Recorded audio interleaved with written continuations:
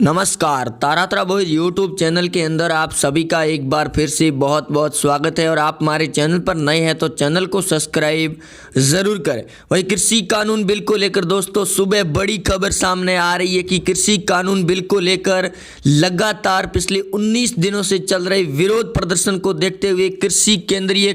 मंत्री नरेंद्र सिंह तोमर ने बड़ा फैसला लिया है और बयान दिया कि कृषि कानून बिल को वापस लिया जाएगा, जिसके बाद में सुप्रीम कोर्ट ने भी बड़ा एक्शन लिया है। उसके बाद में किसानों ने आज 14 दिसंबर को होने वाली भूख हड़ताल को बंद करने का ऐलान किया है और किसान आंदोलन को भी रद्द करने का ऐलान कर दिया है। यहाँ तक कि किसान आंदोलन को लेकर मोदी सरकार ने कई बड़े एक्शन उठाने शुरू कर दिए, जिसके बाद में आज सुप्रीम कोर्ट ने भी बड़ा फैसला दे दिया। जो लगातार रात को चली किसानों और सरकार के बीच में बैठक के बाद ये बड़ा फैसला और बड़ी खबर सामने आई है कि कृषि कानून बिल को वापस लेने का फैसला सरकार के द्वारा ले लिया गया है। गृह मंत्री अमित शाह भी इस बैठक के अंदर शामिल हुए थे, क्योंकि दिल्ली से लगाकर यूपी और हरियाणा के बॉर्डर पर भी और पूरी तरह से लोगों की संख्या और किसानों की संख्या लगातार बढ़ती ही जा रही थी। और आज अन्ना हजारे भी इस अनशन के अंदर भूख हड़ताल करने वाले थे, जिसकी वजह से सरकार को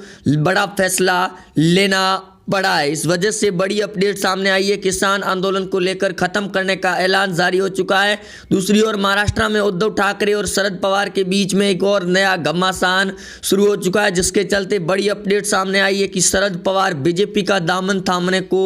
तैयार हो चुके हैं। जो गुप्त जानकारी सामने निकल कर आ रही है मीडिया सूत्रों के हवाले से कि लगातार किसान प्रदर्शन को देखते हुए जहां उद्धव ठाकरे ने अपने बयान दिए थे और उसके बाद में संजय राउत ने भी कांग्रेस की वाट लगा दी, जिसकी वजह से कांग्रेस पूरी तरह से नाराज हो गई थी। और इसी वजह से अब जो बड़ी अपडेट आई है महाराष्ट्र की सियासी राजनीति के अंदर से कि सरकार गिरने की स्थिति में है। और संजय राउत के द्वारा दिए गए बयान के बाद वे सोनिया गांधी और काफ़ी ज़्यादा नाराज़गी भी जाहिर कर रही है कि कांग्रेस इतनी कमज़ोर पड़ चुकी है कि अब उसके लड़ने की शक्ति भी नहीं है, क्योंकि राज्य के अंदर कांग्रेस को मुंह तोड़ का जवाब दे रही है बीजेपी पार्टी। लेकिन पिछले 19 दिनों से चल रही कृषि कानून बिल को लेकर किसानों का आंदोलन लगातार उग्र होता हुआ जा रहा था और आज आंदोलन खत्म होने का ऐलान हो चुका है। जो सबसे बड़ी अपडेट दोस्तों सामने आई है। और दोस्तों वीडियो को ज़्यादा से ज़्यादा शेयर जरूर करें। अगर आप भी किसानों के समर्थन में हैं और इस बिल के विरोध में हैं तो वीडियो को ज़्यादा से ज़्यादा अपने मित्रों के साथ दोस्तों शेयर और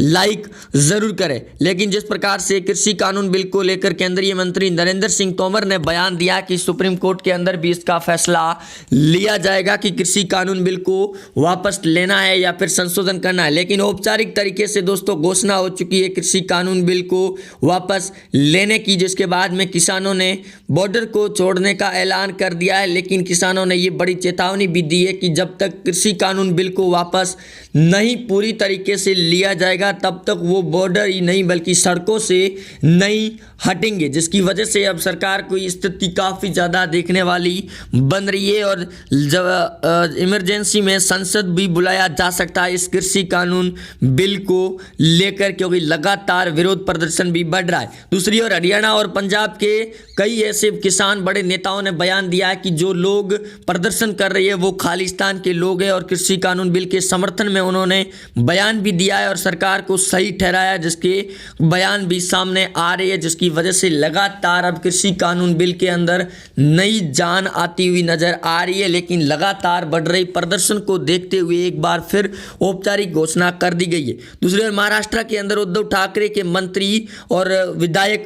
प्रताप सरनाईक के खिलाफ में कई बड़े सबूत इकट्ठा किए गए ईडी की टीम के द्वारा, और जो बड़ा खुलासा हुआ उसके बाद में अब उनको अंदर जेल भेजने की तैयारियां शुरू हो चुकी है, क्योंकि लगातार पिछले 15 दिनों से उनके घर पर छापेमारी चल रही थी, जिस और सुशांत सिंह राजपूत को लेकर जांच शुरू हुई थी। लेकिन उस बीच में कई बड़े खुलासे होते हुए जा रहे हैं। दूसरी ओर पश्चिमी बंगाल की विधानसभा चुनाव शुरू होने की कगार पर है और ममता बनर्जी और अमित शाह की लड़ाई शुरू हो चुकी है, क्योंकि ममता बनर्जी के द्वारा जो जेपी नड्डा पर जो अटैक करवाया गया था, उसके बाद में गृह मंत्री अमित शाह ने अब मोर्चा खोल दिया है ममता के खिलाफ में। और टीएमसी पार्टी को इस बार तगड़ा झटका होगा। पश्चिमी बंगाल के चुनाव में जो सबसे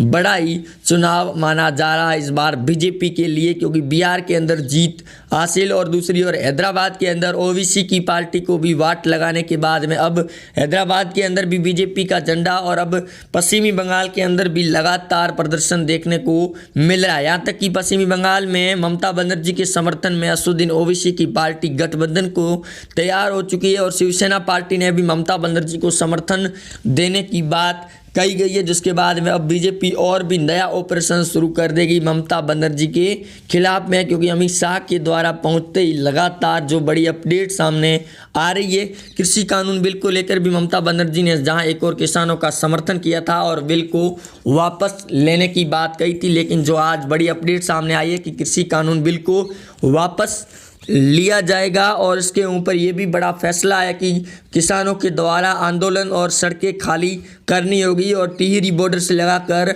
सिंधु बॉर्डर पर जो लोग इकट्ठा होकर बैठे हुए हैं कृषि कानून बिल के विरोध में, उनको भी ये खाली करना होगा। जो सबसे बड़ी अपडेटें निकल कर सामने आ रही है और आज 14 दिसंबर को होने वाली भूख हड़ताल और भूख इस आंदोलन को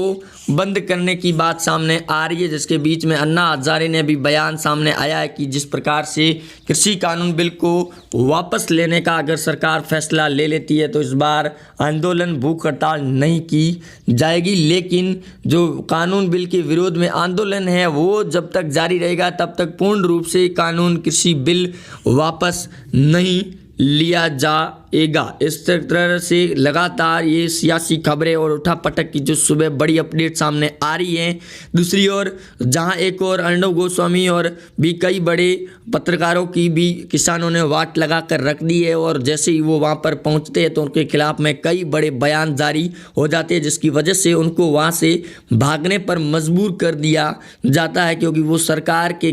पक्ष में लगातार बयानबाजी करते हैं। दूसरी ओर खालिस्तान और कांग्रेस का भी चेहरा दोस्तों बेनकाब हो चुका है। लगातार कांग्रेस पार्टी ये बयान दे रही थी कि जो शर्जील इमाम है जेएनयू के अंदर, उसके ऊपर जो भी कुछ केस चल रहा है उसको ख़त्म करके उनकी रिहाई की जाए और कृषि कानून बिल की आड़ में जिन्होंने साजिश रची थी वो साजिश भी नाकाम कर दी गई है और उनके चेहरे भी बेनकाब कर लिए गए, क्योंकि लगातार आ रही खबरों के बीच में खुफिया एजेंसी ने भी बयान दिया कि किसान आंदोलन की आड़ में कुछ और बड़ा षड्यंत्र करने की कोशिश की जा रही है। जिस प्रकार से दिल्ली के अंदर जो शाहीन बाग के अंदर किया गया था, उसके बाद में एनआरसी और सीएए को लेकर भी जो प्रदर्शन किए गए थे, वैसा ही प्रदर्शन करने की फिराक में खालिस्तान के इस किसान आंदोलन के अंदर लोग हैं। दूसरी ओर किसान आंदोलन के अंदर अब पिज़्ज़ा पार्टी शुरू हो चुकी है। जिस प्रकार से शाहीन बाग के अंदर जो बिरयानी की पार्टियां चलती थी, वैसी ही अब पिज़्ज़ा पार्टी शुरू हो चुकी है कृषि कानून बिल के विरोध में कर रहे आंदोलनकारियों के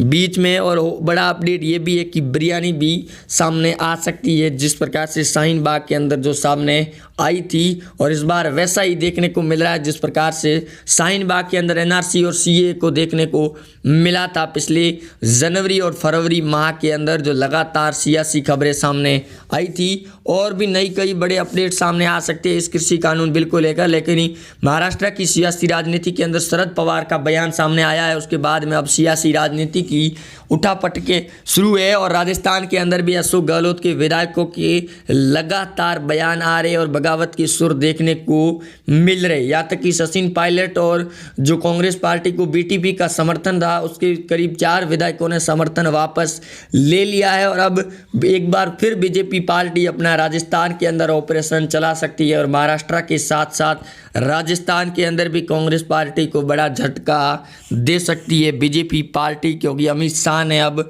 जहां एक और पश्चिमी बंगाल के अंदर अपना ऑपरेशन शुरू कर दिया है, तो अब ममता के साथ साथ राजस्थान में अशोक गहलोत और उद्धव ठाकरे की सरकार को भी झटका दे सकते हैं, जो सबसे बड़ी अपडेट हो गई। और कानून कृषि बिल के विरोध में कर रहे जो खालिस्तान के लोग थे, उनके भी चेहरे सामने आए हैं। दूसरी ओर महिलाओं ने भी इस विरोध प्रदर्शन के अंदर भाग लेने के लिए हरियाणा बॉर्डर से निकल चुकी है, वो भी ट्रैक्टरों के दौरान में, और राजस्थान के कई बॉर्डर यानी जयपुर और दिल्ली हाईवे को भी लॉक कर दिया गया है किसानों के द्वारा। और अब दिल्ली के अंदर कूच करने की तैयारी थी सुबह के समय में और अनशन पर बैठे थे लोग, लेकिन अब बड़ा फैसला आ चुका है सामने की कृषि कानून बिल पर जल्द ही बड़ा फैसला होगा और इमरजेंसी संसद की मीटिंग बुलाने के लिए लोकसभा की बैठक बुलाई जा सकती है और संसद की कार्रवाई शुरू की जाएगी, जिसके अंदर कृषि कानून बिल को लेकर प्रस्ताव लाया जाएगा इसको रोकने या फिर इसको रद्द करने के भीतर में, क्योंकि पीएम मोदी ने खुद लाइव आकर कहा था कि इस कृषि कानून बिल को जो किसान हैं उनके हित के लिए लाया गया था। लेकिन जिस प्रकार से विरोधियों ने जो भ्रांति फैलाई है उसके बाद में लगातार विरोध प्रदर्शन को देखने को मिल रहा है। यहाँ तक कि हरियाणा और पंजाब से आने वाली खाद्यान्न सामग्री को भी बंद कर दिया गया, जिसके बाद में दिल्ली के अंदर एक बार फिर लॉकडाउन के जैसी स्थिति पैदा होने की बन चुकी है। लेकिन सरकार ने भी बड़ा फैसला और दामन थाम लिया है अब किसानों के साथ में कि अगर उन्हें भी इस प्रकार से गलत लग रहा है तो सरकार को बिल वापस लेने की पूरी तरह से छूट रहेगी। लेकिन प्रस्ताव लोकसभा की कार्रवाई के अंदर संसद की बैठक में होगा, उसके बाद में पूरी तरह से ये फैसला होगा कि बिल को वापस लिया जाना है या फिर नहीं लिया जाना है। वहीं दोस्तों अब लगातार आ रही इस खबरों के बीच में सियासी उठापटक की ऐसे ही राजनीति शुरू रहेगी। वहीं आप जुड़े रहेंगे हमारे साथ में, चैनल को सब्सक्राइब जरूर करें। मिलते हैं नए अपडेट में, तब तक के लिए जय हिंद, वंदे मातरम, धन्यवाद, जय हिंद।